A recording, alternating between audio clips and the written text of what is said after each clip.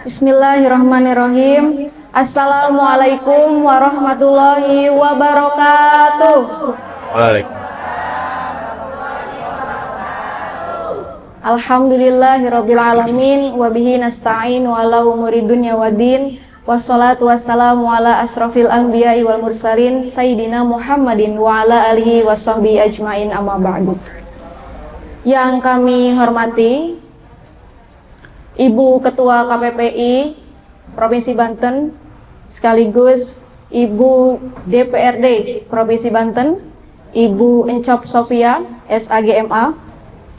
Yang kami hormati Bapak Wakil Ketua DPRD Provinsi Banten, Bapak Yudi Budi Wibowo. Yang kami hormati para narasumber, di sini ada Bapak Dr. Fajar Nur Sahid dan juga Bapak Udin. Beliau adalah dari Algoritma Research and Consulting Jakarta. Puji syukur kehadirat Allah Subhanahu wa taala, berkat nikmatnya sehingga alhamdulillah di hari ini, di sore hari ini dengan cuaca yang adem, kita bisa berkumpul dalam acara diseminasi peningkatan partisipasi perempuan di bidang politik. Dalam hal ini strategi pemenangan perempuan melalui metode canvassing. Semoga kegiatan ini senantiasa dilancarkan oleh Allah Subhanahu wa taala dan kita semua mendapatkan manfaat dari kegiatan ini. Amin ya rabbal alamin. Amin. Salawat beserta salam mari kita limpah curahkan kepada junjungan Nabi besar kita Habibana wa Syafi'ana wa Maulana Muhammad sallallahu alaihi wasallam, serta kepada keluarganya, sahabatnya, dan kita semua. Semoga dijadikan umatnya Nabi Muhammad hingga yaumil akhir dan mendapatkan syafaat Nabi Muhammad yaumil akhir. Amin. Dan tak lupa pula yang kami sayangi, banggakan ibu-ibu cantik dari Kelurahan Sawah Baru, Tangerang Selatan, yang alhamdulillah bisa hadir dalam kegiatan hari ini.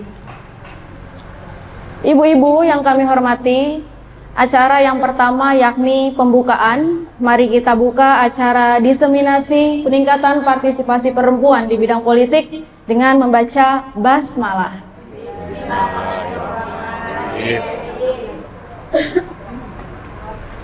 Acara selanjutnya yakni sambutan dari Ibu Ketua KPPI Provinsi Banten dan anggota DPRD Provinsi Banten.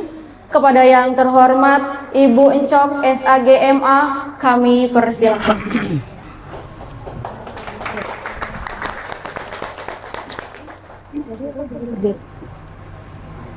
Bismillahirrahmanirrahim. Assalamualaikum warahmatullahi wabarakatuh. Waalaikumsalam warahmatullahi wabarakatuh. Yang kita hormati bersama, kita banggakan Bapak Yudi Ibu sebagai Wakil Ketua DPRD Provinsi Banten. Ini hadiahnya dari bunda-bunda semua ya. Yang saya hormati dan Asis konstituennya. kita banggakan Bapak Fajar dan Bapak Udin, narasumber. Mudah-mudahan KPPI sengaja bersilaturahmi dengan bunda-bunda yang sayang dengan Pak Budi, dengan Pak Yudi ya, Pak Yudi. Sengaja kita hadir di sini dan sengaja juga kita memperkenalkan juga narasumber yang sangat mumpuni. Jadi kami minta bantuan dari Algoritma, di mana Pak Fajar adalah direktur eksekutifnya, dan Kang Udin ini fokusnya Algoritma itu pada kebijakan publik. Jadi bagaimana juga ada pendidikan politik dan kebijakan publik, banyak riset dan sebagainya. Ini alhamdulillah kita sangat beruntung beliau bisa bersama kita, sehingga mudah-mudahan ini bisa memperkuat bunda-bunda, bagaimana bunda-bunda bisa mengawal kebijakan, memastikan, menyapa masyarakat sebagai fasilitator ya, sebagai fasilitator mewakili dewannya yang langsung pada masyarakat. Di mana Bunda, alhamdulillah kita punya wakil ketua yang sayang pada perempuan. Apa indikator sayang pada perempuannya? Ini sebagaimana Bunda-Bunda ketahui yang namanya relawannya Pak Wakil Ketua DPRD ini banyak sekali. Nah, tetapi yang dipilih oleh Pak Wakil ini Bunda-Bunda ini sangat istimewa. Nah, jadi pengetahuannya jangan hanya untuk bunda-bunda saja, tapi juga harus disebarkan dengan bunda-bunda yang lainnya.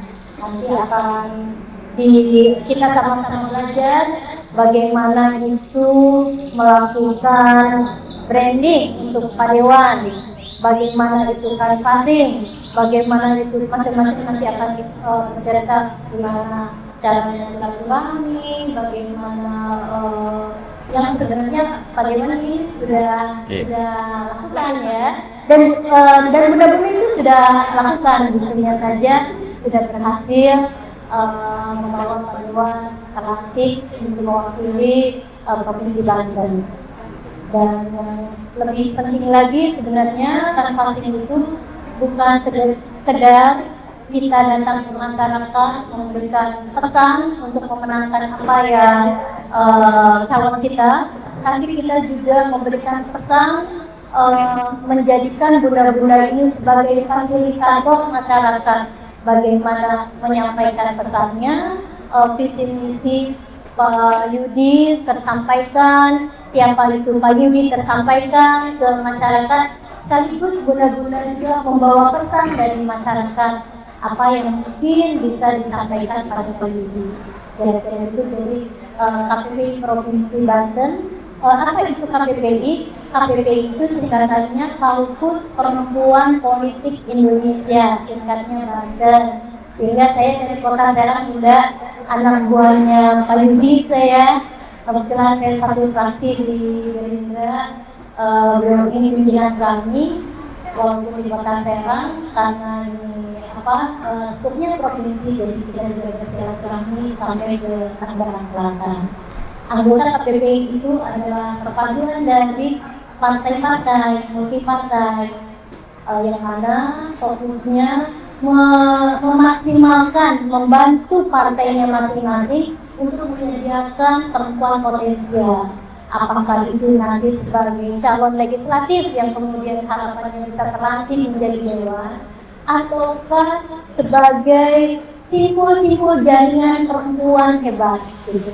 Sehingga dewan-dewan di Provinsi Banten didampingi oleh ibu-ibu yang hebat yang bisa memastikan bahwa akan terjadi kehebatan semua dewan yang ada di Provinsi Banten. Kira-kira itu saya kira mengenalkan KPPI di Provinsi Banten, dan kami sangat bangga bisa Pak Wakil dengan kesibukan yang sangat beragam bisa membersamai kita, dan bunda-bunda sangat keren banget gitu loh, didampingi oleh wakil DPRD ini luar biasa ya. Dan juga bunda-bunda hari ini sangat keren juga karena nanti akan didampingi oleh pembicara yang sangat otoritatif di bidangnya. Jadi tolong disimak, dan lagi-lagi bunda bukan untuk diri sendiri, tapi juga harus disebarkan dengan ke tempat-tempat saudara-saudara yang lain, disebarkan ilmunya. Katanya kalau yang namanya ilmu itu semakin disebarkan, itu insya Allah semakin berkah. Ya, itu saja saya kira. Assalamualaikum warahmatullahi wabarakatuh. Waalaikumsalam warahmatullahi wabarakatuh. Kami ucapkan terima kasih kepada Ibu Ketua KPPI Provinsi Banten sekaligus anggota DPRD Provinsi Banten, Ibu Encop Sophia SAGMA, yang telah menyampaikan sambutannya. Mari kita doakan bersama ya Bu, semoga Ibu Ketua KPPI senantiasa diberikan kesehatan oleh Allah Subhanahu wa Ta'ala. dan terus menciptakan kegiatan-kegiatan di KPPI yang bisa membawakan manfaat untuk kita semua. Amin ya rabbal alamin. Acara selanjutnya yakni sambutan sekaligus membuka acara kepada yang terhormat Bapak Yudi Budi Wibowo. Beliau sebagai Wakil Ketua DPRD Provinsi Banten. Kepada yang terhormat kami persilahkan.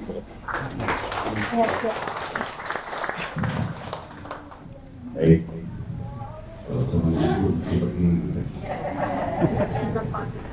Baik, bismillahirrahmanirrahim. Assalamualaikum warahmatullahi wabarakatuh. Waalaikumsalam warahmatullahi wabarakatuh. Alhamdulillah, ya syukurillah, manikmatillah, yang terhormati Jawab Sorbian, kita panggil untuk Ketua KPPI Kampus Perempuan Politik Indonesia, Ketua di Provinsi Banten, dan sekaligus juga juga anggota DPRD Provinsi Banten. Yang terhormati ada dua pembicara, Pak Dr. Panagan dengan Pak Budi dari Algoritma Konsultan. Jadi kalau di kalau di Microsoft segala macam gitu ya, kita dengar kata-kata algoritma nanti beliau-beliau juga pasti akan bisa menjelaskan kita semua. Yang saya hormati Bapak Ibu Wilayah, Pak RT, yang mendampingi bunda-bunda, kalau kata netizen, makhluk terkuat di bumi. Mak-mak. Ibu-ibu yang saya tidak bisa sebutkan satu-satu tanpa memberi nama teman saya, alhamdulillah sore hari ini kita masih bisa dikumpulkan bersama dalam acara KPPI. Beberapa hal yang nanti akan kita dengarkan dari narasumber tentang apa itu peran perempuan dalam politik dan lain sebagainya. Karena KPPI itu organisasi kumpulan dari ibu-ibu yang berpolitik. Pak, saya kan nggak ngerti politik, gitu. Tapi kemarin di pilkada, di pileg, di pilpres, ibu-ibu juga berkampanye dan nyoblos, betul? Ada yang nggak nyoblos?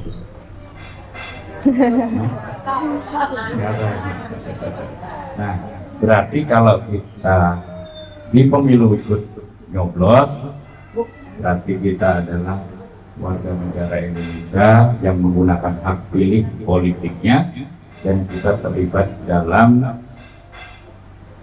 acara politik, yaitu pemilihan baik legislatif, pemilihan gubernur maupun pemilihan presiden.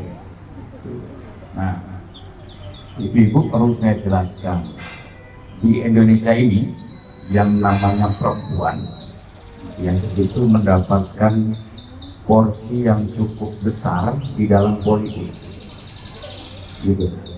Jadi setiap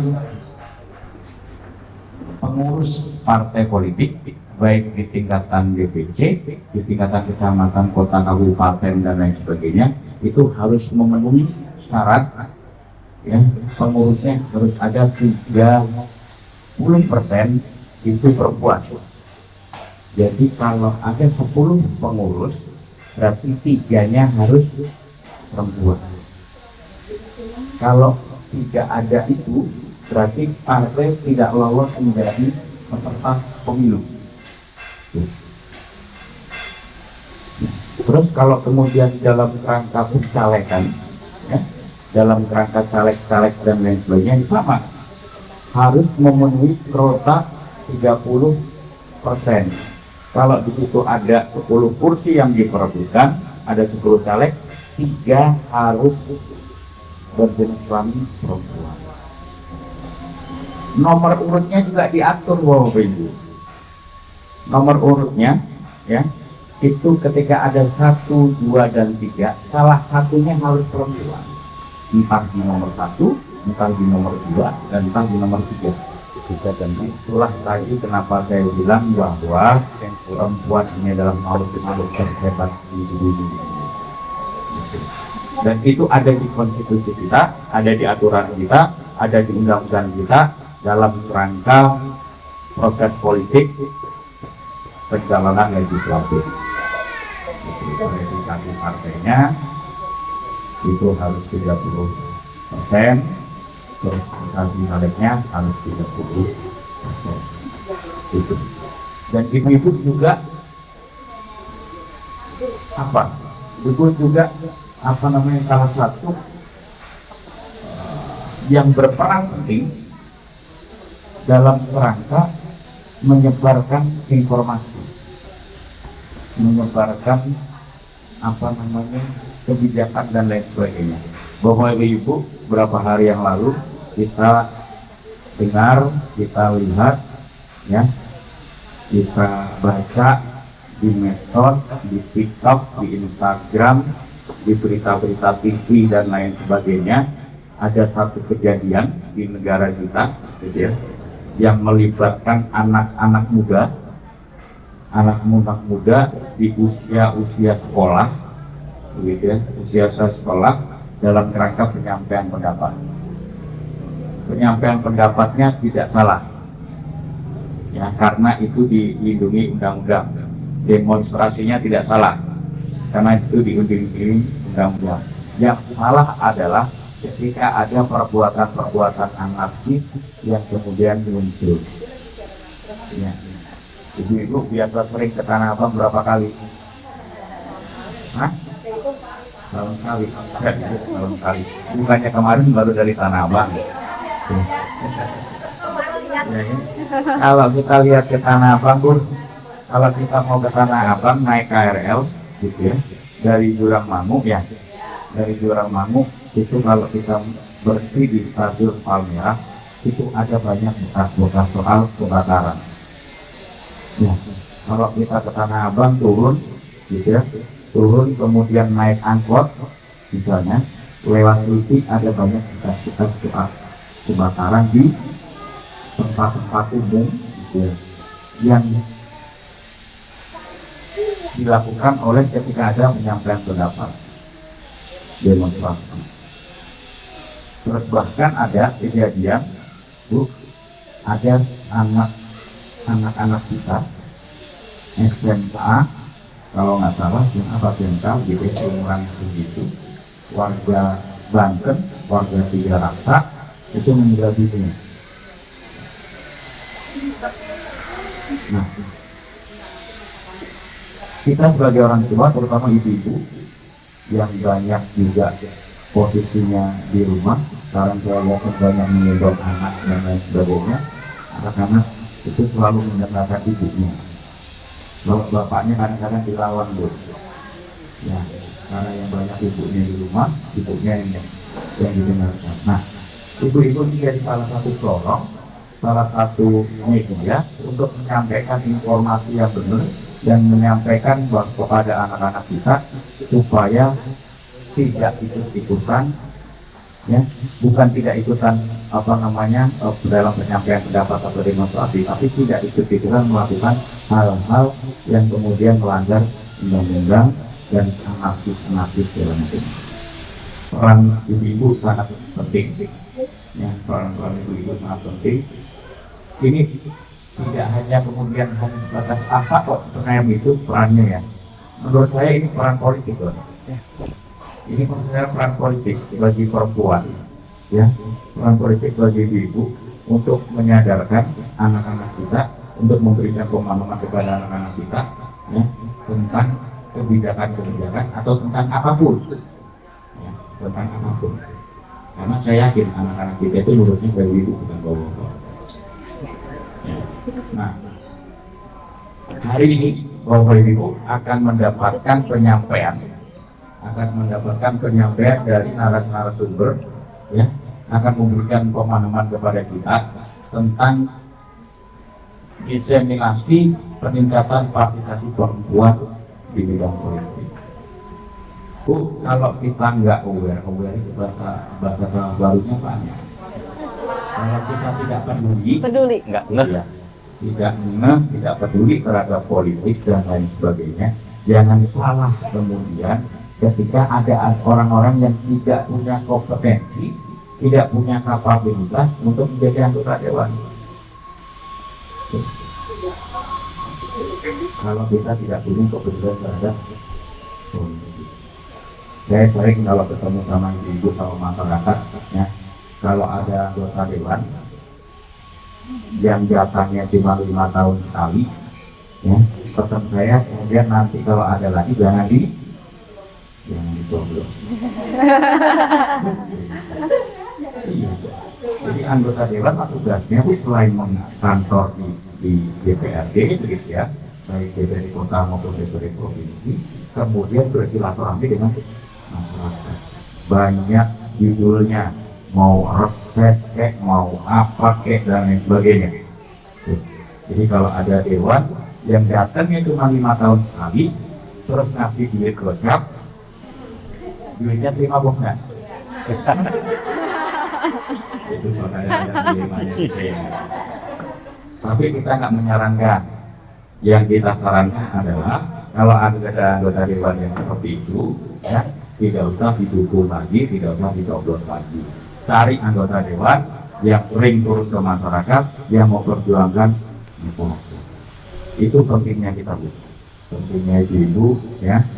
Karena kalau bapak-bapaknya nggak nurut di rumah repot.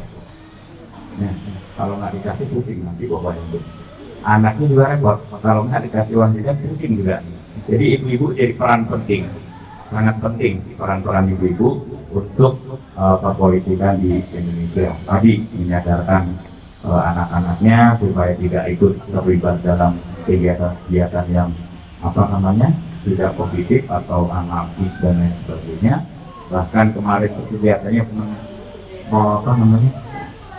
mengakibatkan banyak nyawa hilang di Jakarta, di Makassar dan lain sebagainya. Nah, itu tindakan yang tidak perlu, ya, tidak perlu dilakukan dalam kerangka undang-undang. Nah, peran ibu sangat penting.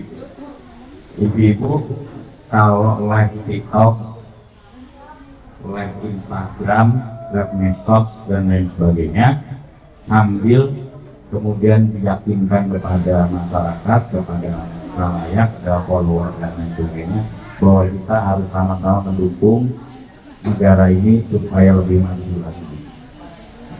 Ya, benar ada anggota dewan oknum-oknum yang salah, benar ada anggota atau ada oknum-oknum pemerintahan yang salah, tapi tidak harus kemudian istilahnya kalau mau mencari harus tidak perlu kita membakar lumbungnya itu apa tuh bahasanya begitu gitu ya. Ada yang salah benar anggota dewan, ada yang nggak benar ya. Kalau nggak benar berarti besok nggak usah dipilih lagi, kasih tahu gitu. Nah, sudah turun-turun sekarang. Sudah turun-turun. Nah, itu yang perlu kita lakukan. Saya mungkin tidak terlalu panjang lebar karena nanti ahli-ahlinya yang bisa memberikan pemahaman kepada kita semua tentang algoritma dan lain sebagainya. Karena kalau ibu main di medsos juga algoritma sangat penting, Bu. Karena main di medsos itu kalau ibu konsisten dia bisa dapat cuan. Ya. Mau dapat cuan? Mau tiap hari? Kalau tiap hari malah ingin itu. Itu saja saya sampaikan. Mohon maaf kalau ada kata-kata yang salah. Bila baik wassalamualaikum warahmatullahi wabarakatuh.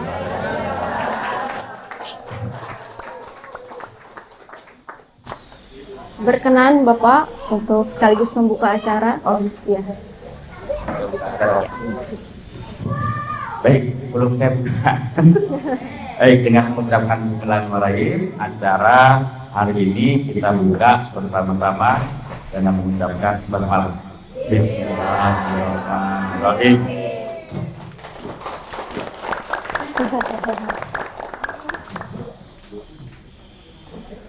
Baik, terima kasih kami sampaikan kepada Bapak Wakil Ketua DPRD Provinsi Banten, yakni Bapak Yudi Budi Wibowo, yang telah menyampaikan sambutan sekaligus membuka acara pada kegiatan ini.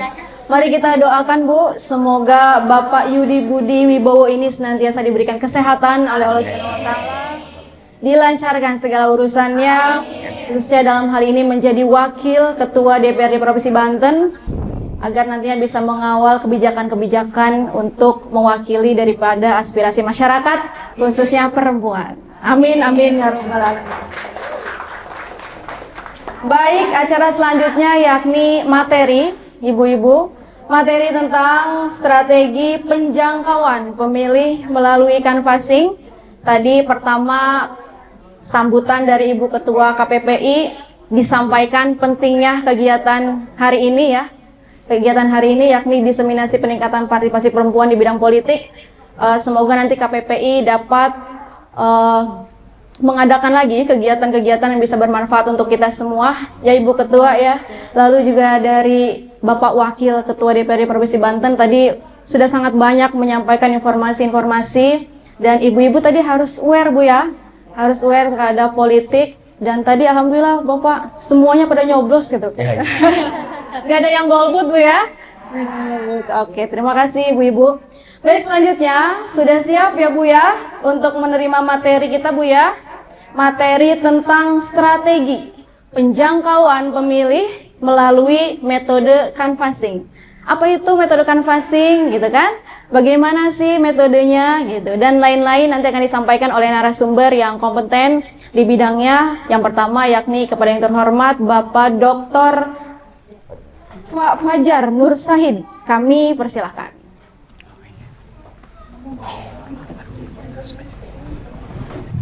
Izin Mbak. Assalamualaikum warahmatullahi wabarakatuh. Yang kami hormati Buncok, Ketua KPPI Provinsi Banten, Bapak Yudi, Wakil Ketua DPRD Provinsi Banten, dan saya kira ibu-ibu yang luar biasa ya.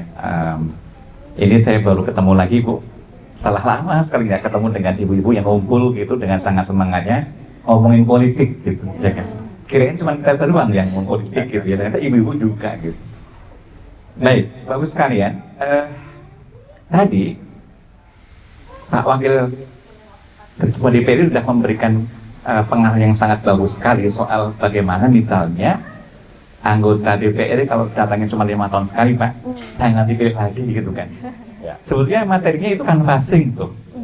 Maksudnya kan supaya orang itu datang terus ke ibu-ibu kan, datang silaturahmi gitu kan, lalu mengetuk pintu apa yang bisa dibantu gitu kan. Nah sebetulnya itu adalah esensi atau inti dari canvassing. Nah, pernah dengar bukan canvassing? Pernah dengar? Belum ya? Belum. Kalau canvas pernah ya, canvas? Ya. Itu mirip-mirip lah. Canvassing itu kalau dibahasakan mudahnya Bu, silaturahmi sebetulnya. Jadi bagaimana kita, para politisi itu, baik yang sudah duduk maupun yang belum duduk, masih berjuang mau duduk itu, melakukan penjangkauan pemilih, silaturahmi ke masyarakat untuk mempromosikan dirinya. Ini saya orang baik loh, saya punya pengalaman, saya punya kemampuan, maka pilihlah saya. Itu kan klasik tuh. Makanya sudah benar tuh pesan Pak Yudi tadi. Jadi kalau orang duduk di DPRD, lalu cuma datang 5 tahun sekali, ya baik nggak? Baik nggak? Tapi kan ngasih duit. Ayo gimana? Oh, kurang banyak berarti ya? Kurang banyak. Pinter ibu-ibu. Iya, jadi ngasihnya tiap hari Bu ya. Lalu baik banget itu ya. Oke. Nah, itu yang ditempatkan plastik seperti itu. Jadi orang itu harus betul-betul ingat dari mana berasalnya, lalu ketika duduk itu lalu memperjuangkan masyarakat dengan tanggung jawab. Itu kira-kira akan plastik itu. Nah, ini burungnya juga ikut aplaus tadi ya. Burungnya boleh dibawa pulang nggak Pak? Bercanda Pak. Tapi serius gitu. Ibu-ibu, ini juga soal burung ya, soal kanvasing. Nah, mengapa silaturahmi itu penting? Ada yang tahu nggak? Tahu nggak Bu, mengapa para politisi, terutama perempuan, tadi yang disebutkan Pak Yudi dengan kelompok yang sangat sedikit ya, 30% ya, itu perlu melakukan canvassing, atau siapapun lah canvassing, melakukan silaturahmi itu. Kalau untuk Ibu, penting nggak sih silaturahmi itu? Penting. Kan dalam agama itu kan silaturahmi itu memperpanjang umur, ya kan? Lalu apa lagi Bu? Murah rezeki, mempererat hubungan, itu. Hubungan. Itu sama. Kalau politisi sering turun ke lapangan menyapa ibu-ibu, maka mungkin rezekinya juga akan tambah. Lah, wong dia tambah lagi periodenya, ya kan? Ya nggak sih? Ibu-ibu juga mungkin dapat kucuran entah program-program gitu kan, entah apa begitu ya, diperjuangkan aspirasinya, rezekinya nambah tuh. Silaturahmi, karena pasti. Lalu kemudian juga menambah apa lagi tadi? Umur.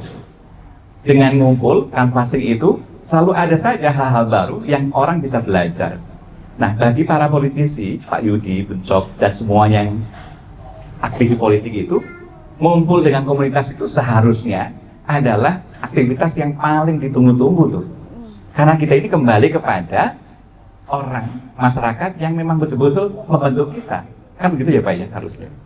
Makanya kemudian kalau banyak datang ke masyarakat, maka dia pasti orang baik. Dan saya yakin beliau-beliau, Pak Yudi dan Buncop adalah orang yang sangat baik, sangat care, peduli terhadap komunitas, ya kan? Jadi itu. Nah, yang kedua, Bapak sekalian, canvassing itu, silaturahmi itu penting karena sekarang itu kita sudah sangat pintar. Masyarakat pintar semuanya. Tadi kan disebutkan, kalau dikasih duit, terima nggak? Nanti sih nggak? Belum tentu kan? Belum tentu. Kan pintar banget tuh berarti. Terima kasih belajar. Pintar itu. Artinya apa? Orang itu juga harus mikir bahwa kemudian duit saja nggak cukup gitu. Maka dia harus betul-betul punya kebutuhan berkunjung untuk memastikan bahwa saya ini orang yang baik, bukan hanya soal nyahnyok atau nyahnyo ya, ngasih duitnya, tapi juga baik secara kinerja, kan gitu. Ya. Jadi tidak bisa sekarang politisi atau siapapun orang yang berminat di politik yang mau nyalek itu kemudian sekali datang 5 tahun sekali, nggak bisa. Berapapun duitnya pasti nggak akan susah kepilih. Tapi kalau 2 koper gimana duitnya? Rezeki. Koin habis ngamen gitu. Ya jangan diterima ya Bu ya. Kalau nggak dibagi-bagi. Jadi itu. Jadi orang sudah semakin pintar, semakin kritis sehingga penting untuk betul-betul menyapa itu. Nah, hal yang lain juga adalah ibu-ibu pasti tahu, baik Pak Yudi maupun Buncop dan semua yang terlibat dalam proses politik itu, kalau pemilu itu, untuk bisa terpilih kan perlu syarat kan. Pertama, syaratnya itu apa Bu? Syaratnya untuk ibu memilih itu apa yang diharapkan? Ya, kenal, betul, kenal. Ibu nggak mungkin memilih kalau nggak kenal, ya kan? Tiba-tiba ada foto, meskipun orangnya mungkin ganteng banget gitu, kayak Pak Yudi lah gitu. Saya nggak bilang saya dong. Amin. Takut gitu. Walaupun fotonya ganteng banget, tapi orangnya nggak pernah datang. Dicoblos nggak kira-kira? Iya kan? Dicoblos luar kotaknya. Iya. Jadi orang perlu dikenal untuk bisa kemudian dia dipilih. Jadi 3 prosesnya Bu. Pertama itu dikenal dulu, ya. Yang kedua, tahu nggak Ibu syaratnya? Dikenal. Yang kedua, disukai. Nah itu, disukai. Baru yang ketiga dipilih tuh, gitu. Meskipun dikenal, tapi nggak pernah menunjukkan misalnya kinerja yang baik, kan kita nggak suka, ya kan? Maka dikenal sih, cuman, nah ada cumannya tuh di situ. Maka kemudian mungkin nggak akan dipilih. Ya, jadi 3 rumus ini selalu di mana-mana dibolak-balik itu Pak rumusnya. Dikenal, diraba, diterawang.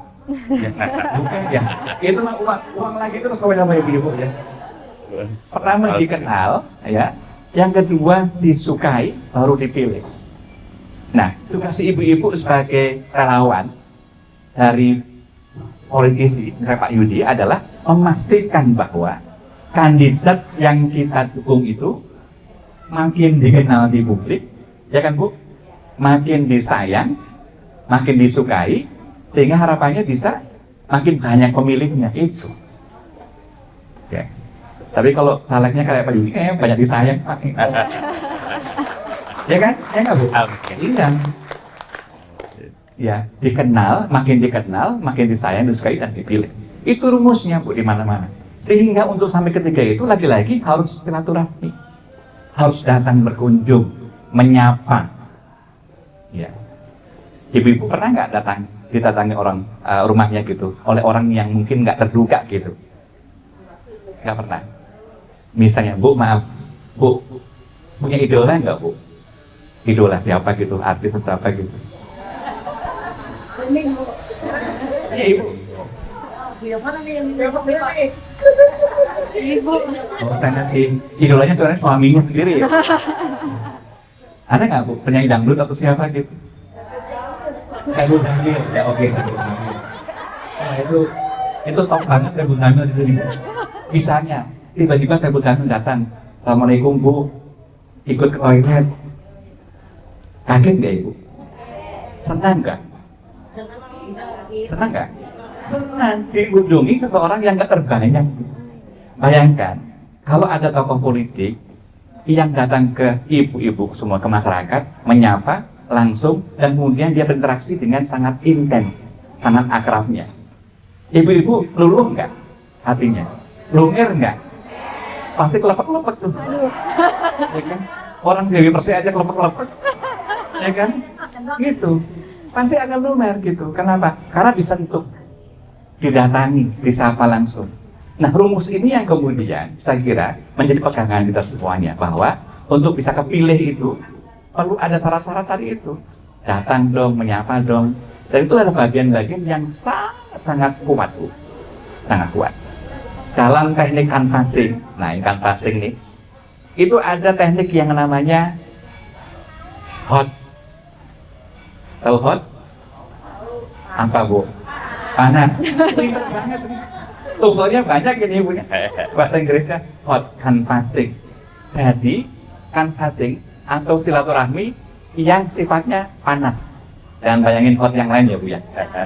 Panas. Artinya apa? Dia berkeringat dia.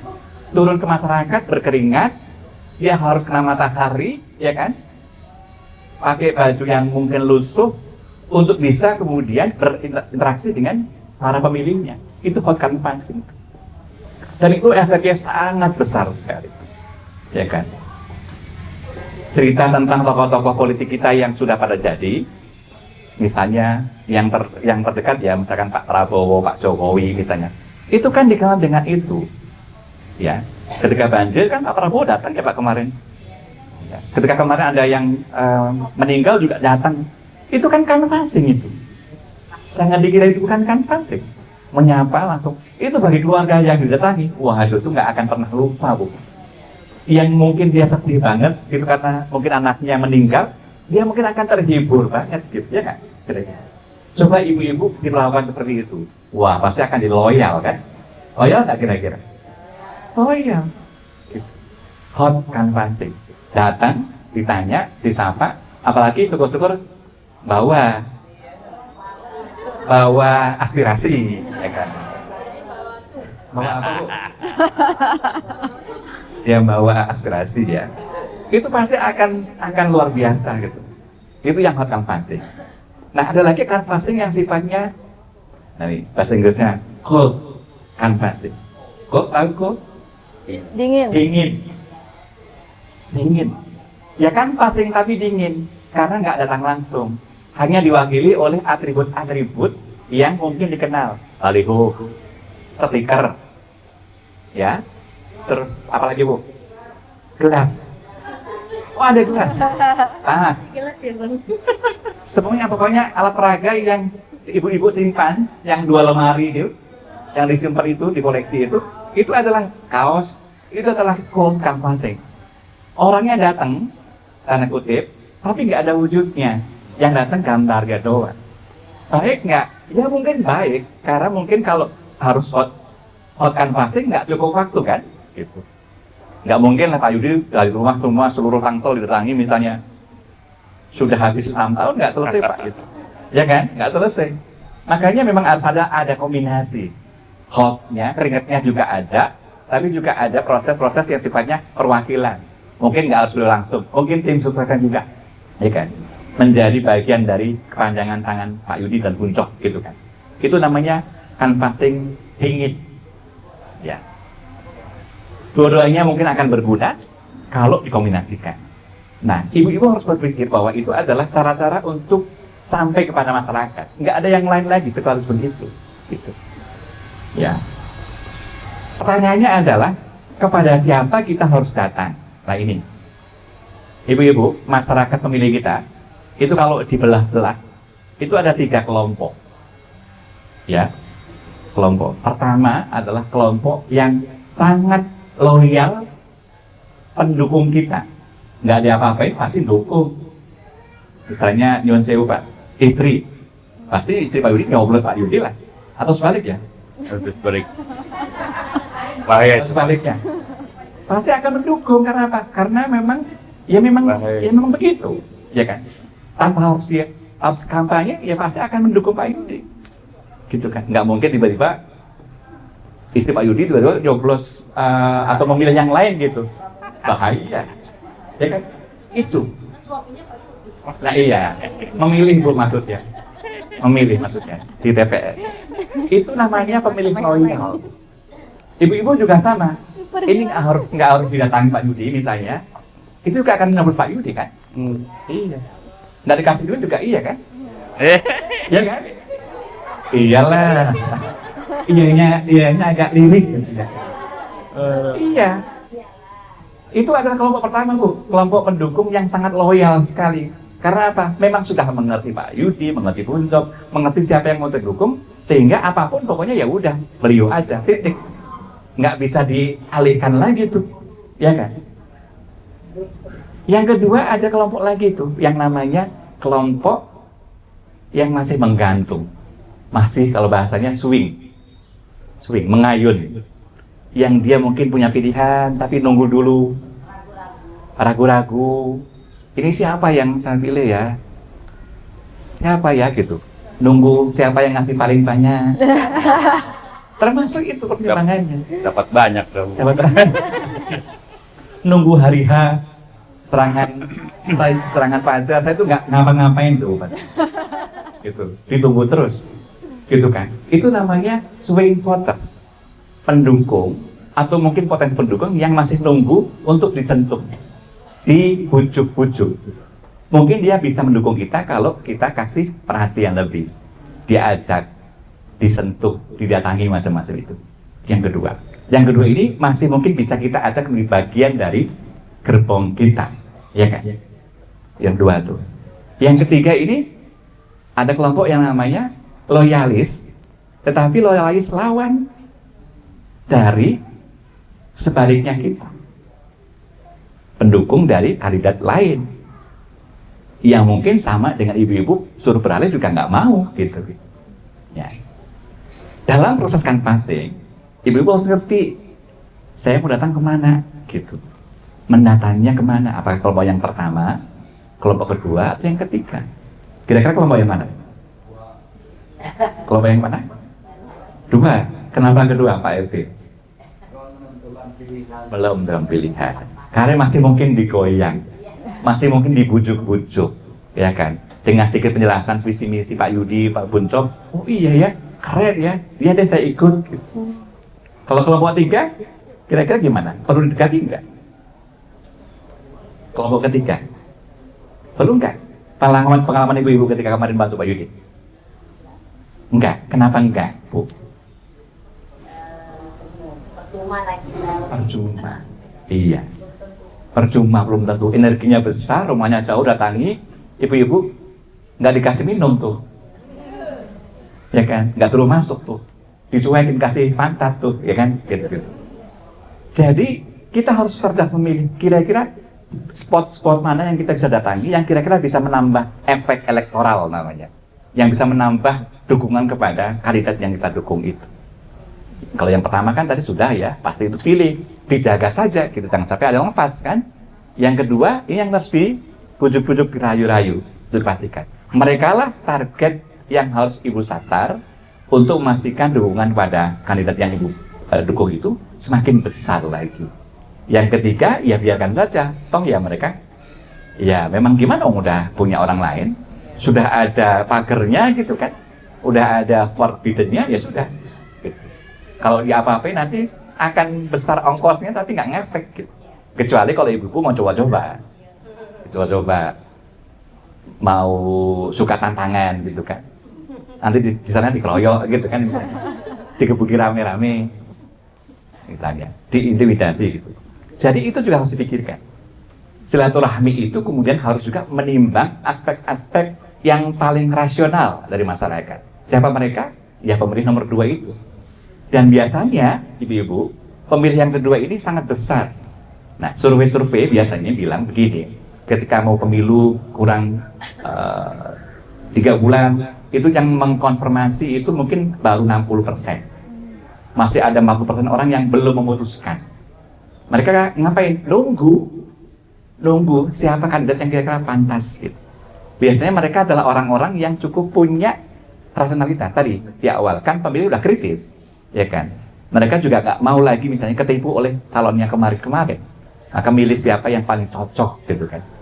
Nah itu yang harus ibu-ibu jadikan sasaran, target gitu. Nah berikutnya lagi, ibu, canvassing juga butuh syarat.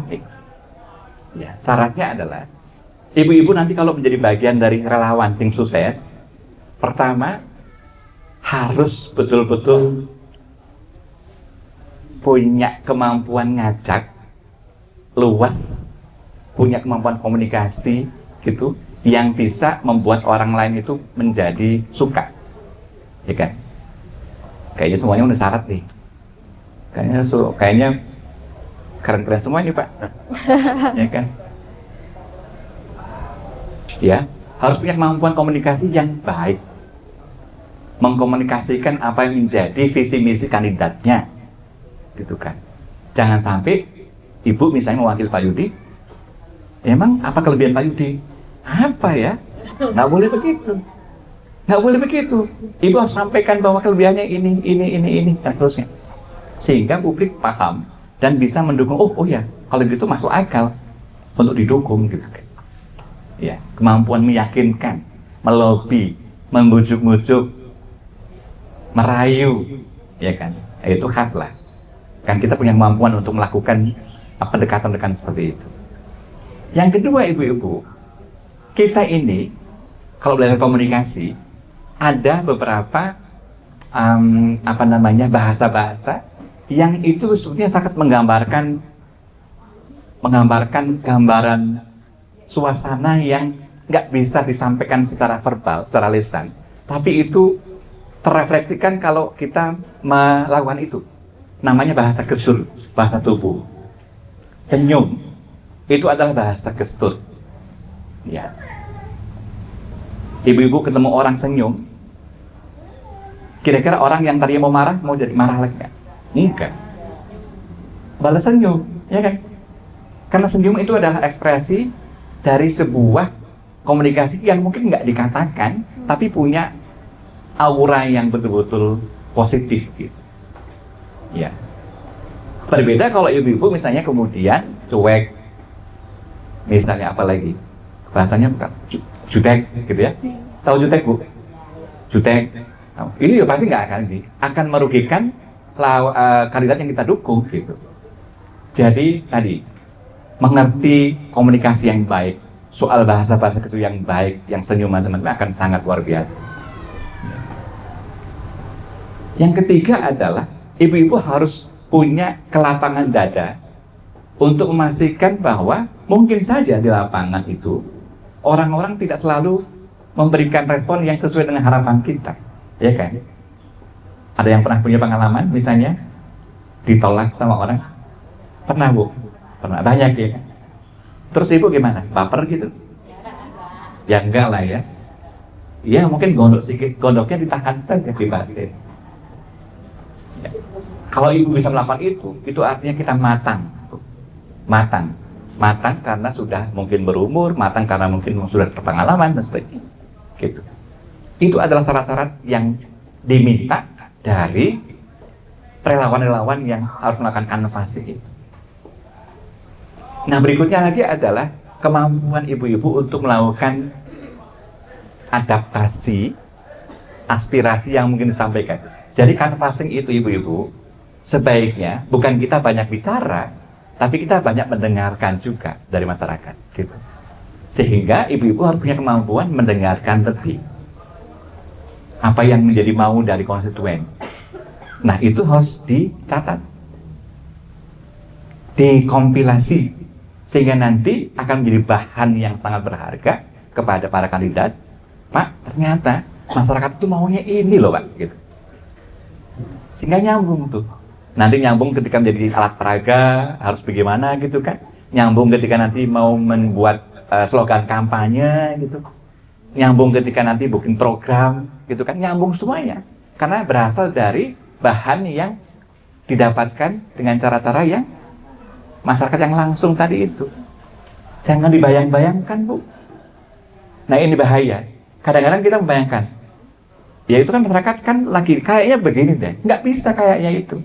Rasa-rasanya harus ditinggalkan. Sebab, ini saya mau bilang rasa-rasanya, kalau bahasa Inggrisnya common sense itu menjadi blunder di mana-mana. Contoh ya, pilkada. Itu kan banyak pasangan yang maju, ya kan? Semuanya yakin menang nggak? Yakin menang dong. Padahal pemenangnya berapa? Pemenangnya berapa? Satu doang, satu pasang doang. Mengapa yang lain punya perasaan? Ya rasa-rasanya kita kayak banyak pendukung deh, rasa-rasanya gitu kan? Common sense itu, common sense. Lah ibu-ibu harus memastikan bahwa rasa-rasanya itu betul-betul diverifikasi di masyarakat. Kalau misalnya rasa-rasanya dia kayaknya mendukung kita deh, dibuktikan, ditanya langsung, dikonfirmasi. Kayak zaman kita dulu muda, Bu, kayaknya dia naksir saya deh, ya kan? Padahal belum tentu, ya kan? Kita yang GR kan? GR. Iya, sama, di politik juga begitu. Jangan sampai kita ini melakukan blunder-blunder dengan melakukan common sense metode untuk menjangkau pemilih. Kan itu akan blunder sekali. Masyarakat merasa sudah dipahami padahal belum. Nah ini ada studinya Pak Yudi, studinya Pak Pratikno, yang Pak Sesnek, sekarang Pak Menko ya. Itu tentang fenomena saling tipu antara masyarakat dengan caleg. Calegnya merasa, syukurin loh saya tipu, dengan sedikit uang kamu milih saya, kan? Dari si calegnya. Masyarakat bilang, syukurin loh, duitnya saya terima, tapi belum milih Anda, gitu. Gitu. Nah, itu rasa-rasanya seperti itu. Seolah-olah kalau sudah dikasih uang, sudah ada garansi gitu ya kan. Padahal kan enggak. Ya kan, Bu? Iya, hati-hati dengan itu. Makanya kemudian supaya apa-apa yang disampaikan oleh para kandidat itu bisa sampai netes, sampai dan itu efektif, maka harus dibuktikan dengan cara-cara yang faktual, diverifikasi, dibuktikan langsung. Gitu. Kalau perlu ada materinya, Bu. Materi 15 juta. Ada ya, Pak? Enggak, maksudnya meyakinkan bahwa orang yang sudah di-approach itu, dekati itu, betul-betul yakin mereka bagian dari kita. Bukan sekedar dibayang-bayangkan. Karena itu menjadi blunder banyak sekali orang. Pas kampanye kemarin nih, ya kan? Loh kok TPS saya kok gembos? Ya kan? Iya, mengapa? Ya karena kita semuanya melakukan rasa-rasanya tadi. Seolah-olah bahwa kita sudah merasa semuanya selesai. Padahal belum tentu itu kejadian sebenarnya. Ya. Nah, berikutnya ini juga tips. Ini sudah mau maghrib ya. Mungkin yang terakhir adalah ada aspek-aspek etika, Bu, yang juga harus dipegang ketika melakukan canvassing. Ya, nanti ya. Pertama, Ibu ibu dan bapak-bapak harus menjauhi apa yang disebut sebagai obral janji. Obral janji. Ya, meskipun ibu-ibu jualan di TikTok, obralan gitu, tapi kalau dalam konteks politik, persingkat pesannya supaya nggak terlalu banyak mau. Tapi fokus saja, kira-kira apa yang bisa kita penuhi kalau jadi, maka fokus di situ. Gitu. Meskipun tadi kita udah banyak sekali punya bahan, gitu ya kan, tapi jangan diobral, karena nanti akan jadi blunder, ya kan? Blunder. Banyak sekali kejadian, misalnya masyarakat menuntut kan, ketika sudah duduk, Pak, dulu kan pernah janji A, B, C, D, E. Kok nggak ada? Emang apa kabar kayak gitu-gitu? Itu yang pertama. Jadi fokus pada hal-hal yang mungkin simpel yang kita bisa penuhi kalau duduk. Yang kedua, ini hormati privasi orang. Privasi tahu Bu? Hal-hal yang dianggap pribadi, yang orang mungkin kalau dimasuki bagian itu mungkin nggak nyaman, ya. Misalnya, ibu mungkin butuh KTP-nya dia mungkin gitu ya, tapi kalau nggak mau ya sudah, jangan dipaksa. Lain kali, barangkali dia mau, lain kali lagi gitu. Ya, privasi orang itu harus dijaga. Kalau ibu-ibu merasa bahwa misalnya ada orang yang mendukung tapi nggak mau diekspos, hormati juga. Karena banyak orang yang kadang-kadang mungkin mendukung, tapi karena status mungkin ya, kita merasa kalau saya kata statusnya nanti ini jadi soal gitu. Juga harus dihormati privasi itu. Ya. Jadi dua. Pertama tadi soal bagaimana kemudian kita jangan mengobral janji itu, meskipun ibu jualan di TikTok obral gitu, jangan dipakai. Yang kedua adalah menjauhi aspek-aspek yang sifatnya privasi yang diminta oleh orang, karena akan sensitif sekali. Ya, ada penduduk yang mungkin nggak ingin masa lalunya disenggol, ya kan? Mungkin dikepoin, nggak suka, ya udah jangan lakukan itu. Tidak semua orang ditanya soal keluarga itu suka. Tiba-tiba kalau kita kan, apa kabar? Bingungnya kan, anaknya udah berapa? Kita mungkin biasa begitu ya. Tapi kalau beliaunya nggak punya anak, kira-kira gimana? Kan jadi aneh gitu kan? Kan gitu. Gimana? Itu hal-hal itu kadang-kadang privasi orang yang harus diukur dan kadang-kadang harus diperhatikan. Nah itu kalau dilakukan dengan baik oleh ibu, saya kira rasa-rasanya semua kandidat akan betul-betul bisa running terus tuh Pak, running terus dan kemudian bisa memelihara. Kalau tadi memelihara canvassing atau silaturahmi dengan berbagai macam atribut prasyaratnya dan juga hal-hal yang perlu diperhatikan tadi itu.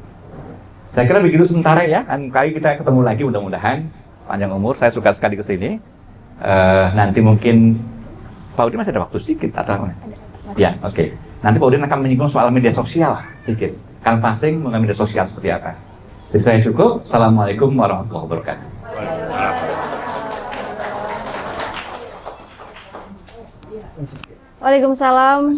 Waalaikumsalam warahmatullahi wabarakatuh. Terima kasih Bapak Dr. Fajar Nur Syahid. Tadi sudah sangat luar biasa menyampaikan materi-materi tentang metode canvassing ya, strateginya seperti apa, lalu canvassing itu bagaimana. Tadi juga ada bentuk-bentuknya ya, ada yang hot dan ada yang apa Bu? Cold Bu ya, ada yang panas dan ada yang dingin. Lalu bagaimana gitu kan strategi canvassing ini bisa dilakukan secara maksimal gitu Bu ya. Sekali lagi beri aplaus dong Bu yang meriah untuk Bapak Dr. Fajar. Lalu selanjutnya Bu, di sini kita juga ada materi dari Bapak Udin. Nah, Bapak Udin juga sama dari algoritma. Nanti beliau akan menjelaskan canvassing dalam media sosial. Ibu-ibu sudah pada punya media sosial ya? Nanti seperti apa sih canvassing dalam media sosial? Langsung saja kepada Bapak Udin kami persilahkan. Boleh Bu. Izin Bu untuk Pak ini. Ya. Ada pertanyaan enggak? Waalaikumsalam. Maghrib deh. Kalau saya lihat wajah-wajahnya kayaknya udah pada rusuh ya. Ini paparan saya itu sebenarnya 12 jam. Oh iya. Ada 50 halaman lebih. Kira-kira mau dilanjut apa gimana? Oke, nanti karena waktu itu besarnya kita agak bersihkan, tapi mudah-mudahan agak jelas. Tadi kan tadi ditanya materi juga pada pengguna media sosial ya. Seringnya main gimana Bu? TikTok, IG, Jadi canvassing itu bahasa sederhananya itu kita jelaskan Bapak kan, jadi bahwa canvassing itu silaturahmi. Kita bahas silaturahmi itu ya. Bagaimana memindahkan silaturahmi ini ke media sosial? Bagaimana sih silaturahmi kita dipindahkan ke TikTok? Emang bisa? Kira-kira bisa nggak? Bisa. Nah, keuntungannya kalau kita mau menggunakan media sosial, kita kan tinggal di sahur baru. Bagaimana ketika kita jadi tim, sebenarnya timnya paling dia.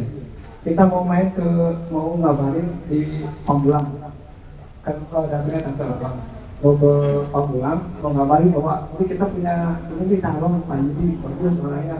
Kira-kira butuh berapa jam kita jalan ke Pamulang kondisi mati? 1 jam? Kalau ibu-ibu pakai WhatsApp, kira-kira berapa jam? Itu salah satu fungsi media sosial dalam melakukan canvassing. Jadi kita bisa menjangkau orang-orang hanya hitungan detik. Bagaimana beban kita ketika jadi tim sukses? Ibu kemarin tim sukses, ada yang jadi tim sukses kemarin? Semuanya. Kadang-kadang kan menjadi tim saya itu kita punya tanggung jawab gimana ya supaya kandidat saya itu menang. Bagaimana caranya saya memperkenalkan ke orang? Foto-foto tiap rumah, masih kayak tadi, wah kayak saya nggak sempet itu belum mau masak. Itu kan kalau via media sosial sebelum masak saya pasang status juga. Foto kayak ini, selesai itu kita gambarin satu, tinggal masak. Terus maghrib, bikin. Itu kan jalan sebenarnya. Jadi fungsi canvassing tadi yang disampaikan Pak Fajar itu salah satunya adalah memperkenalkan orang. Setelah kenal kita suka, setelah suka baru kita pilih. Nah, untuk memperkenalkan itu kan bisa dengan media sosial itu kita bisa jutaan orang langsung kita sentuh dalam hitungan detik memperkenalkan orang. Terus bagaimana ketika di media sosial kita suka like and share, subscribe, comment, like and share. Nah itu namanya like itu kan suka. Semakin banyak yang mensukai berarti kita nggak bisa melihat wah ini bukan suka ini, apalagi kalau di post ya, di repost atau di share lagi, wah ini berarti udah mulai mendekati pemilih loyal atau tim-tim kita lah yang loyal untuk membagikan konten-konten kita. Seperti itu. Nah, hanya saja bagaimana supaya proses ini bisa dilaksanakan dengan efektif dan efisien. Dan kalau kita asal-asal posting sih bisa aja. Cuman kalau asal posting kadang-kadang yang lihat cuma 3 orang, 4 orang, 5 orang, gitu kan. Seringnya kan kayak gitu. Nah, ada strateginya supaya kita bisa apa yang kita posting itu banyak lah yang punya follower kita jadi banyak. Nah, strateginya itu yang membuat konten yang menarik salah satunya konten. Nah, kalau ibu-ibu tidak biasa bikin konten, mungkin ada anaknya yang bisa dibantu. Atau ibu ada yang bisa pakai Canva. Ada yang pakai Canva itu enak bu, itu gratisan juga. Kalau mau bikin konten, masukin foto, tinggal ceplok dan bagus. Nah, kalau bisnis. Itu kan warung juga seperti itu, cepat masih jadi. Nah, itu kalau untuk bikin infografis. Nah, jangan salah, tadi pengguna media sosial itu beda-beda. TikTok itu bisa dipakai oleh siapa? TikTok. Ibu punya TikTok? Nah, kita mau survei dikit-dikit ya. TikTok. Yang punya TikTok berapa orang sini? Twitter? Ada yang punya Twitter di sini? Boleh yang depan juga, kalau yang kanan kita sedang survei kecil. Ada YouTube. IG. Siapa yang pakai IG? Apa lagi yang belum disebutin ya? Facebook. Udah kelihatan nih pengguna TikTok sebagian besar ibu-ibu. Tapi pakai semua TikTok. Nah, jadi ketika kita punya target memperkenalkan calon kita nih ke ibu, ya pakainya TikTok. Mungkin kontennya di TikTok. Jangan sampai kita memperkenalkan calon kita pakainya Twitter. Tapi saat target kita ibu, pakainya Twitter. Kan Twitter jarang dipakai ibu. Karena itu kan juga jangan yang macam-macam. IG cuma sebagian. Itu juga sebagian tuh scroll film. Ibu itu di scrollnya di YouTube kayak di TikTok. Nah, kalau segmennya ibu-ibu, baru kita main di TikTok tuh. Kita bikin algoritmanya, tadi kan bicara algoritma kita ikutin algoritma TikTok. Walaupun algoritma TikTok menurut saya itu agak kacau. Jadi algoritma TikTok itu ada unik, dia punya FYP, walaupun bukan teman kita, cuma itu bisa dilihat videonya itu. Itu kemudian TikTok. Nah, kalau segmen kita anak-anak muda, kan saya kepengennya anak remaja nih, orang itu yang main di IG, biasanya mereka senang main di IG. Nah, kita walaupun nggak punya IG, walaupun kita udah mau masa main IG, kalau kita buat, karena kepentingannya kan buat memperkenalkan ke anak muda. Jadi kita bikin konten di IG, nanti sembarang seperti itu. Jadi ketika membuat sesuatu kita bikin segmen-segmen, pecah-pecah nih, karena siapa yang mau kita sasar? Kadang kan kita bingung, wah saya dulu sukses Pak Ibu, besok saya kemana ya? Saya mau kemana ya? Si ibu itu, wah kayaknya udah ada yang nempel nih. Ke si ibu sebelah, wah kayaknya ke calon ini, wah di mana lagi ya? Kita bingung kan? Nah, ketika dari awal kita sudah bikin segmen, saya mau ngasar, saya bagiannya tim anak muda ya, saya mau fokus di anak muda. Nah, tim yang lain saya fokus ke perempuan, dibagi. Jangan kita semua nanti di pikiran kita itu akan crowded, dan tumpang tindih dan nggak fokus. Jadi pilih segmen masing-masing, termasuk di media sosialnya. Saya akan jalan TikTok dulu, saya akan jalan IG, saya akan jalan Twitter, tapi terkoordinasi semua. Sehingga akan fokus dan efisien apa yang kita sesat. Kadang banyak curhat dari para caleg, saya itu udah mengoptimalkan media sosial, tapi kok nggak ada dampaknya. Gimana mainnya? Siapa sasarannya? Karena saya mengasah ibu-ibu, dia targetnya ibu-ibu, tapi mainnya di Twitter, bikin narasi tentang perempuan, emansipasi perempuan, dia di TikTok. Nah, nggak ada perempuan di situ. Nah, terus siapa yang melihat? Lah, yang lihat kan kita dari Tangsel, yang lihat orang-orang Jakarta, yang lihat orang-orang Jakarta, ya nggak tahu juga. Nah, di media sosial itu ada yang namanya ads, iklan. Nah, ads itu bagian dari algoritmanya media sosial. Nah, ketika kita bermain IG, Facebook, itu yang saya tahu IG sama Facebook itu ada itu bisa diatur. Kita hanya mau menjangkau wilayah Tangsel, di luar Tangsel saya nggak mau.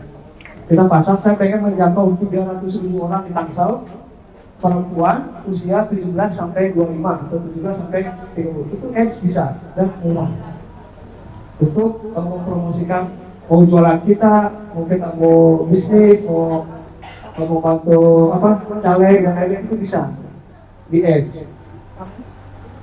Selain itu, nah kalau di media sosial kita perlu membuat kalender konten. Nah, kita mau bikin konten berapa minggu sekali atau sehari berapa kali. Kita bikin kalender. Kali ini bikin ini, bikin ini, bikin ini, bikin ini. Nah, sehingga kita di media sosial itu konsistensi itu penting. Kenapa sih follower kita tidak menambah-nambah? Dilanjut atau sudah saja? Kita berhenti dulu ya. Nanti Gus Magib baru sampai jam 9. Oh, Bang masih lama orangnya. Semangat sekali. Oh, masih beberapa menit, lumayan. Biar nanti dia jam 9 ini sedikit lagi ya. Mungkin nanti sisanya bisa konsultasi, bisa WA atau apa nanti mau nomor kontaknya bisa kirim dulu kalau ada yang ini. Jadi, kalender konten itu penting untuk konsistensi karena orang itu kenapa followernya nggak pernah banyak? Itu karena hari ini saya udah berapa kali ada lagi beberapa enggak ada. Tapi kalau konsistensi itu membuat follower kita bertambah. Jadi konsisten nih itu membawakan kontennya dengan seperti itu. Terus apalagi ya karena udah maghrib. Ada lagi yang penting itu kalau kita nggak pakai ads, Tadi udah bilang kita harus mengenal apa yang disebut golden time kalau di media sosial itu. Ada waktu-waktu emas di media sosial itu. Kalau kita bikin update status atau kirim apapun ke media sosial di waktu yang tak tepat, itu beberapa kali. Kira-kira tengah malam kalau kita posting sesuatu, ada yang lihat nggak? Kira-kira kapan? Kita jam berapa? Jam makan siang. Terus? Jam 7? Jam 8. Terus? Kalau kita bagaimana media sosial itu di jam berapa, itu bisa tanyakan ke diri kita sendiri. Kapan kita bermedia sosial? Biasanya berapa? Nah, kita media sosial media biasanya sore, jam 6, terus malam, sebelum tidur. Nah itu berarti jam tidur. Tapi sebenarnya ada gini, kenapa alasannya di situ banyak orang? Pertama, pagi sebelum orang berangkat atau ketika orang dalam perjalanan di kereta atau di mana, itu biasanya buka media sosial. Itu perlu kita untuk fokus. Ibu-ibu, karena memang waktu kita terbatas Bu ya, semoga nanti kita bisa bertemu lagi Bu ya, bisa bertemu lagi dalam acara diseminasi peningkatan perempuan di bidang politik dengan Ibu Encop, dengan Pak Yudi, dengan narsum-narsum. Semoga kita bisa ketemu lagi, dan hari ini semoga kegiatan bisa bermanfaat untuk kita semua, khususnya peningkatan kapasitas perempuan di bidang politik. Dalam hal ini bagaimana sih canvassing kita bisa strateginya bisa tercapai efektif dan efisien. Lalu selanjutnya yakni acara penutupan. Penutupan acara ini akan ditutup oleh Bapak Yudi Budi Wibowo selaku Bapak ya Pak ya selaku wakil Ketua dari DPRD Provinsi Banten. Kepada yang terhormat, Bapak diperkenankan untuk menutup acara. Baik, terima kasih membuka dan menutup. Alhamdulillah, proses acara sudah kita lakukan. Semoga apa yang tadi sudah disambut sama Tenjo, Pak Fajar, Pak Udin bisa menambah referensi kita. Dan semoga bapak-bapak ibu-ibu yang ada di sini semakin paham terhadap politik, gunanya politik, dan bisa ke depan, gitu ya, bisa memilih anggota-anggota legislatif yang lebih baik lagi dan memanfaatkan media sosial untuk kebaikan bangsa dan negara. Itu mungkin sebagai penutup kita sama-sama mengucapkan adalah Alhamdulillahirabbil alamin.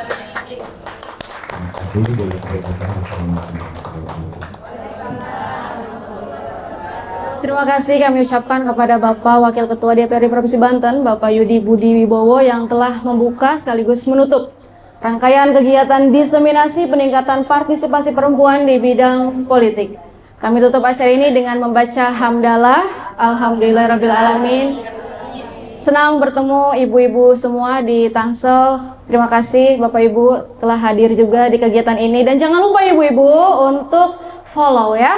Follow ya Damar Banten ya Bu ya. Damar Banten podcast bisa ada di YouTube, di IG, di TikTok dan lain-lain. Itu saja. Billahi taufiq wal hidayah. Wassalamualaikum warahmatullahi wabarakatuh.